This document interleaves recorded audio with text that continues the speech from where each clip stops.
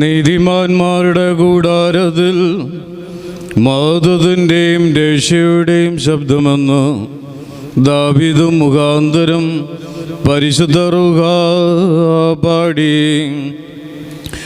ദീർഘദർശിമാരി തലവനായ മോശയുടെ 5-ാം പുസ്തകത്തിൽ നിന്നും പറയുമോ. സ്തുതിയും നാലാതിൻ്റെ അനുഗ്രഹങ്ങളും നീക്കുമുണ്ടായിരിക്കട്ടെ. ആവർത്തന പുസ്തകം 10-ാം അധ്യായം 1 മുതൽ 12 വരെയുള്ള വാക്യങ്ങൾ. ആകയാൽ ഇസ്രായേലേ, നിന്റെ ദൈവമായ കർത്താവിനെ ഭയപ്പെടുകയും അവൻ്റെ എല്ലാ മാർഗങ്ങളിലും നടക്കുകയും അവനെ സ്നേഹിക്കുകയും നിന്റെ ദൈവമായ കർത്താവിനെ പൂർണ്ണ മനസ്സോടും പൂർണ്ണ ഹൃദയത്തോടും കൂടെ സേവിക്കുകയും ഞാൻ ഇന്ന് നിന്നോട് ആജ്ഞാപിക്കുന്ന ദൈവകൽപ്പനകളും നിയമങ്ങളും നിന്റെ നന്മയ്ക്കായി അനുസരിക്കുകയും വേണം. എന്നല്ലാതെ നിന്റെ ദൈവമായ കർത്താവ് നിന്നോട് മറ്റൊന്നും ചോദിക്കുന്നില്ല.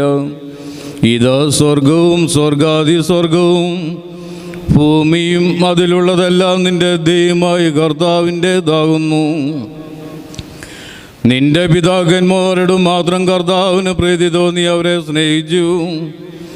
അവരുടെ ശേഷം അവരുടെ സന്തതിയായ നിങ്ങളെ ഇന്നുള്ള രീതിയിൽ അവനെ സകല ജാതികളിലും വെച്ച് തിരഞ്ഞെടുത്തു. ആകയാൽ നിങ്ങൾ നിങ്ങളുടെ ഹൃദയത്തിൻ്റെ അഗ്രചർമ്മം പരിശോധന ചെയ്യുവീൻ. ഇനിമേൽ മത്സരികളാവരുത്. നിങ്ങളുടെ ദൈവമായ കർത്താവ് ദൈവാതിദൈവവും കർത്താതികർത്താവും ശക്തനും ഭയങ്കരനുമായ മഹാദൈവം അത്രേ. അവന് മുഖപക്ഷമില്ല, പ്രതിഫലം വാങ്ങുന്നുമില്ല.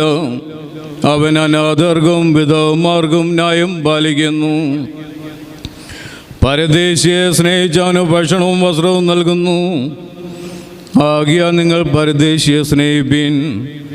നിങ്ങളും മിസ്രയീം ദേശത്ത് പരദേശികളായിരുന്നുവല്ലോ. നിന്റെ ദൈവമായ കർത്താവിനെ നീ ഭയപ്പെടണം, അവനെ സേവിക്കണം, അവനോട് ചേർന്നിരിക്കണം, അവൻ്റെ നാമത്തിൽ സത്യം ചെയ്യണം. അവനാകുന്നു നിന്റെ മഹിമ, അവനാകുന്നു നിന്റെ ദൈവം. നീ കണ്ണുകൊണ്ട് കണ്ടിട്ടുള്ള മഹത്വവും ഭയങ്കരവുമായ കാര്യങ്ങളെ നിനക്ക് വേണ്ടി ചെയ്തത് അവൻ അത്രേ. നിന്റെ പിതാക്കന്മാർ 70 പേർ മിസ്രയീമിലേക്ക് ഇറങ്ങിപ്പോയി. ഇപ്പോൾ നിന്റെ ദൈവമായ കർത്താവ് നിന്നെ വർദ്ധിപ്പിച്ച് ആകാശത്തിലെ നക്ഷത്രങ്ങളെപ്പോലെ ആക്കിയിരിക്കുന്നു. ആകിയാൽ നിന്റെ ദൈവമായ കർത്താവിനെ സ്നേഹിച്ച് അവൻ്റെ പ്രമാണവും നിയമങ്ങളും വിധികളും കൽപ്പനകളും എപ്പോഴും പാലിക്കണം. പാറയ്ക്കുമോ. മഹത്വമുള്ളനേശിയ ദീർഘദർശിയുടെ പുസ്തകത്തിൽ നിന്നും പാറയ്ക്കുമോ. സ്മരണയും നാലാൻ്റെ അനുഗ്രഹങ്ങളും നീക്കുമുണ്ടായിരിക്കട്ടെ. യെശയ്യാ പ്രവാചകന്റെ പുസ്തകം 40-ാം അധ്യായം 25 മുതൽ 31 വരെയുള്ള വാക്യങ്ങൾ. ആകയാൽ നിങ്ങൾ എന്നോട് എന്നെ ആരോടാണ് ഉപമിക്കുന്നത്? ഞാൻ ആരോട് തുല്യനാകുമെന്ന് പരിശുദ്ധനായവൻ അരുളി ചെയ്യുന്നു. നിങ്ങൾ കണ്ണുമേലോട്ട് ഉയർന്നു നോക്കുവീൻ. ഇവയെ സൃഷ്ടിച്ചത് ആര്? അവൻ അവയുടെ സൈന്യത്തെ ക്രമത്തെ പുറപ്പെടുവിക്കുകയും അവയെല്ലാം പേര് ചൊല്ലി വിളിക്കുകയും ചെയ്യുന്നു. അവൻ്റെ ശക്തി മഹാത്മ്യം നിമിത്തവും അവൻ്റെ ശക്തിയുടെ ആധിക്യം നിമിത്തവും അവയിൽ ഒന്നും തെറ്റിപ്പോവുകയില്ല. എന്നാൽ എൻ്റെ വഴി ദൈവത്തിൽ മറഞ്ഞിരിക്കുന്നു. എൻ്റെ വിധി എൻ്റെ ദൈവം കാണാതെ കടന്നു പോയിരിക്കുന്നു എന്ന് യാക്കോബ് നീ പറയുകയും ഇസ്രായേലേ, നീ സംസാരിക്കുകയും ചെയ്യുന്നത് എന്ത്? നിനക്ക് അറിഞ്ഞുകൂടെയോ? നീ കേട്ടിട്ടില്ലയോ? കർത്താവ് നിത്യദൈവം.